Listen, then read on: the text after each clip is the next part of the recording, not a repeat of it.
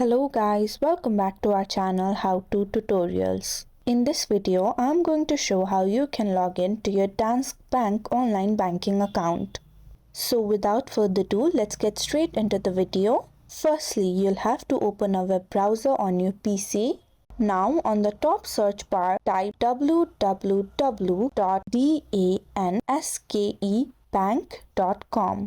After pressing the enter key, you'll be led to the official website of Danske Bank. Now on this page, on the top right corner of your screen, you'll be able to see the log on button. Click on it. Here you'll see two options of personal e-banking or business banking. Since we're going to log into our personal account, you'll have to click on your residing country.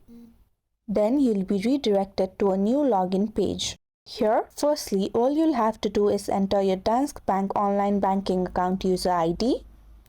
If in case you've lost your user ID, click on this lost user ID link and follow through the process to retrieve your user ID. But if not, click on the continue button and you'll have to enter the password to your online banking account.